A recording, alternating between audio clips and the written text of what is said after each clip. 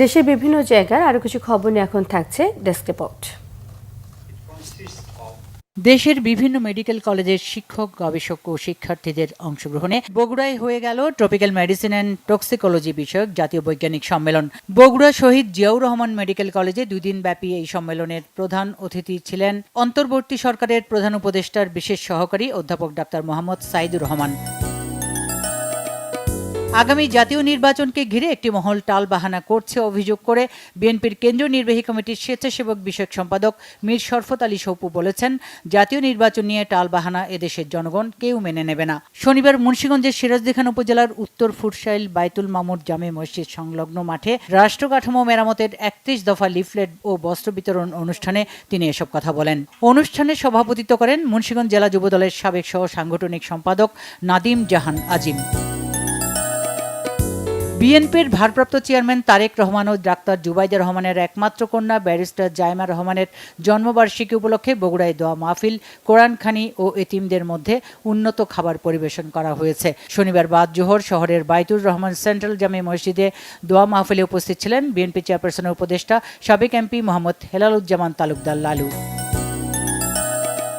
আইডিইবির 44তম জাতীয় কাউন্সিল অধিবেশন 2025 উদযাপিত হয়েছে।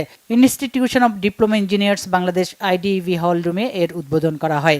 প্রধান অতিথি ছিলেন জনপ্রশাসন মন্ত্রণালয়ের সিনিয়র সচিব মোহাম্মদ এহসানুল হক। সভাপতিত্ব করেন আইডিইবির অন্তর্বর্তীকালীন কেন্দ্রীয় কমিটি আহ্বায়ক ইঞ্জিনিয়ার মোহাম্মদ কবির হোসেন। নোয়াখালীতে গরিব অসহায় মানুষের চিকিৎসা সেবায় দিনব্যাপী ফ্রি মেডিকেল ক্যাম্প করেছে স্বেচ্ছাসেবক দল। সকালে উপজেলার নলপুর উচ্চ বিদ্যালয় হলরুমে বিনোদপুর ইউনিয়ন এবং ড্যাব নোয়াখালীর সহযোগিতায় এই মেডিকেল ক্যাম্পে 4 শতাধিক রোগীকে ফ্রি চিকিৎসা সেবা ও বিনামূল্যে ওষুধ দেওয়া হয়। উদ্বোধন করেন বিএনপি নেতা আবু সালেহ মোহাম্মদ আবদুল্লাহ সবুজ। শ্রম সংস্কার কমিশনের সুপারিশ ও স্কবের 9 দফা বাস্তবায়নে রংপুরে করণীয় নির্ধারণ শীর্ষক বিভাগীয় ট্রেড ইউনিয়ন সম্মেলন হয়েছে। শনিবার স্থানীয় chamber of commerce and industry মিলনায়তনে এতে প্রধান অতিথি ছিলেন শ্রম ও সংস্কার কমিশনের চেয়ারম্যান ও বাংলাদেশ ইনস্টিটিউট অব লেবার স্টাডিজের নির্বাহী পরিচালক সৈয়দ সুলতান Uddin Ahmed.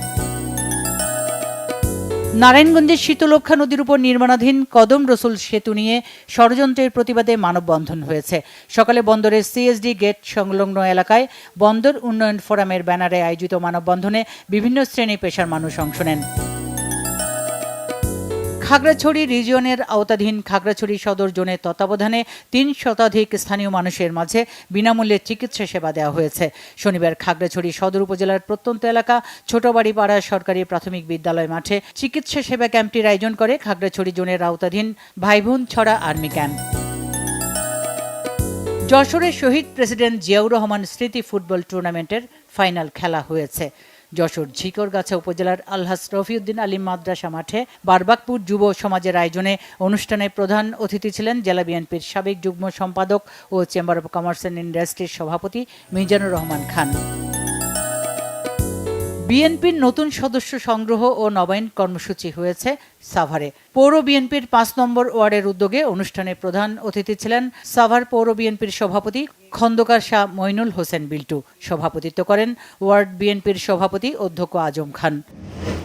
Bangla vision news desk.